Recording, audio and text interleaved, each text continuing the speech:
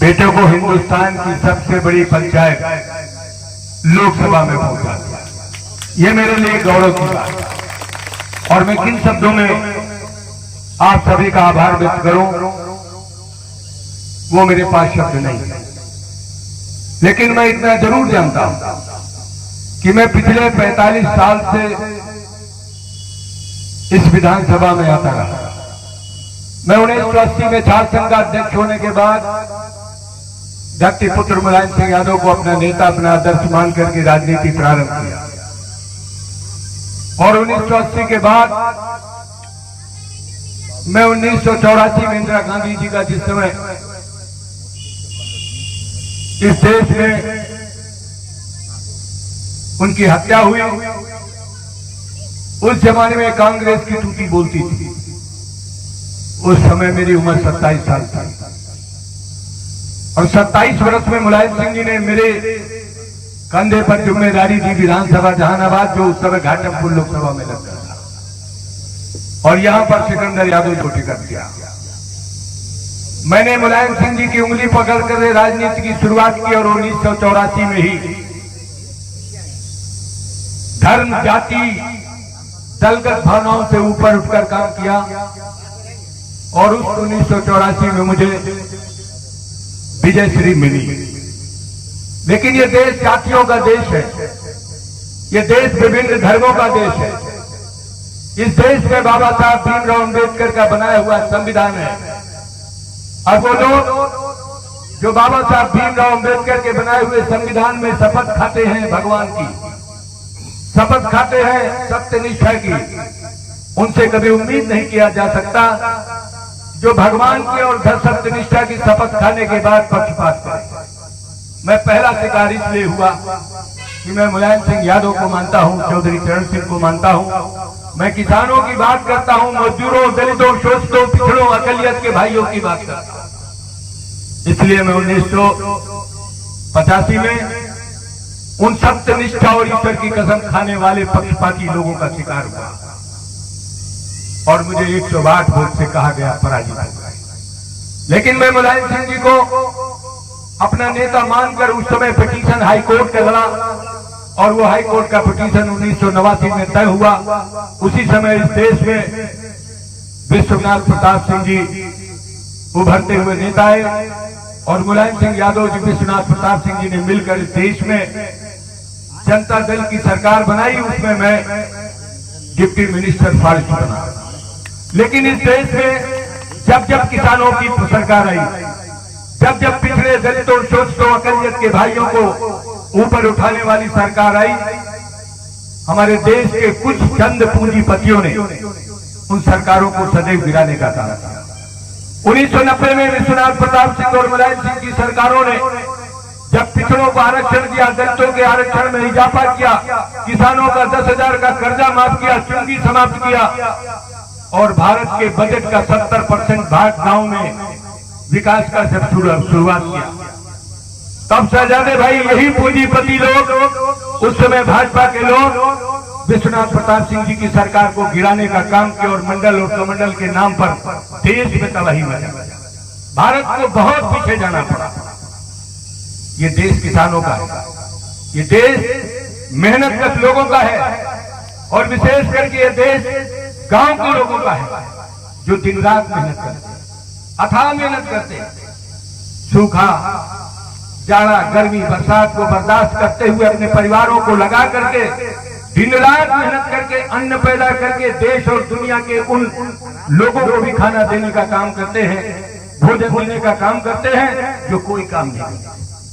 लेकिन दुर्भाग्य इस देश का, भारत की 75 साल की आजादी में इस देश के अंदर तमाम ऐसी शक्तियां हैं हमारे देश के अंदर जो पक्षपात करना अपना धर्म समझती है और सही बात करना उनके एजेंडे में नहीं। ये आप ठीक से जानते हैं 10 वर्ष तक जो सरकार चली, उस सरकार ने किस तरीके से इस देश को बर्बाद किया, इस देश की आर्थिक नीतियों को बर्बाद किया, इस देश के सामाजिक ताने बाने को बर्बाद किया। क्या आप हमसे भी बेहतर जानते हैं किस तरीके की भाषा भारत के बड़े बड़े ओहदों में बैठे हुए लोग, किस तरीके की भाषा उत्तर प्रदेश के बड़े बड़े ओहदों में बैठे हुए लोग भाषा का इस्तेमाल करते रहे। किस तरीके से दम्भ भरी बातों से लोगों को उत्पीड़न करना, शोषण करना, अपमानित करना उनका धर्म बन गया। उससे उठकर हमारे उत्तर प्रदेश की जनता अन्याय के खिलाफ, शोषण के खिलाफ, पक्षपात के खिलाफ एक अंतर्मन से आंदोलन चलाया। उसी का परिणाम है 2024 का लोकसभा चुनाव, जहां पर उत्तर प्रदेश में अखिलेश यादव नाम के व्यक्ति के नाम पर, धरती पुत्र के बेटे अखिलेश यादव के नाम पर आप सब ने मेहनत करके उत्तर प्रदेश में समाजवादी पार्टी को 37 सीटें लोकसभा की बनाई। और अब इंडिया गठबंधन की उत्तर प्रदेश में 44 सीटें। जो लोग ये कहते थे कि 80 में 80 सीटें हम जीतेंगे, जो लोग ये कहते थे कि समाजवादी पार्टी समाजवादी पार्टी है, अभी बगल में मैं नाम नहीं लूंगा, आपके बगल में जुड़ा हुआ एक उत्तर प्रदेश में नेता है, वो दिन भर झूठ बोलता है।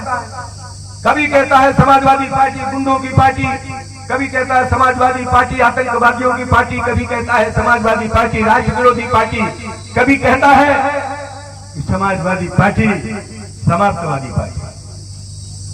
ऐसे लोग देश को बहुत पीछे ले जाते हैं। इसलिए ऐसे लोगों से सतर्क होकर के जिस तरीके का अद्वितीय कार्य किया है आपने, और मेरे जैसे किसान के बेटे को आपने इस लोकसभा में सबसे ज्यादा इस विधानसभा में जिताने का काम किया है, मैं जिंदगी तमाम आपका सबका ऋणी रहूं। और आप सबको ये विश्वास दिलाता हूं कि जो मन में आपके अरमान है कि अमीरी और गरीबी के बीच की खाई कम हो, जो आपके मन में अरमान है कि भारत में सामाजिक समानता बने, सबको जीने का अधिकार मिले, सामाजिक समरसता बने और समाज में हम गैर बराबरी दूर करें, यही तो आपके मन में है। यही हमारे देश में समाजवादी मंत्र में भी है कि हम सामाजिक समरसता को मजबूत करना चाहते हैं और समता और संपन्नता और ममता के आधार पर देश को चलाना चाहते हैं। और इसीलिए आज अखिलेश यादव जी की लोकप्रियता, अखिलेश यादव जी की स्वीकार्यता, अखिलेश यादव की प्रशंसा आज इसीलिए इस देश में हो रही है कि अखिलेश यादव एक ऐसे नेता का पुत्र है, ऐसी पार्टी का नेता है जो पार्टी सब में समान बराबरी चाहती है और देश से आर्थिक विषमता चाहती है कि कोई इतना बड़ा न हो जाए और कोई इतना गरीब न हो जाए कि दोनों के बीच में इतना बड़ा अंतर हो जाए, जिस अंतर से लोगों को उत्पीड़न हो जाए। समाजवादी पार्टी का मानना है कि हमारे देश में 1 और 10 के अनुपात पर हमारी आर्थिक व्यवस्था होनी चाहिए। अगर आपके पास 10,000 है तो मेरे पास भी 1,000 होना चाहिए। अगर आपके पास 1 करोड़ है तो मेरे पास भी 10 लाख होना चाहिए। अगर आपके पास 1 लाख करोड़ है तो हमारे पास भी 10 करोड़ होना चाहिए। यही असमानता के लिए समाजवादी पार्टी के संस्थापक डॉक्टर राम मनोहर लोहिया ने कहा कि जब तक इस देश के अंदर दाम बांधो नीति नहीं लागू होगी। दाम बांधो नीति का मतलब है जब किसान के फसल का मूल्य उससे डेढ़ा न मिलेगा तो कभी किसान को लाभ नहीं होगा। और कारखाने में बने हुए सामान के दाम में भी नियंत्रण होना चाहिए, उस पर भी लगाम लगनी चाहिए कि कारखाने का मालिक अपने सामान का दाम स्वयं तय करे और किसान की फसल का दाम सरकार तय करे।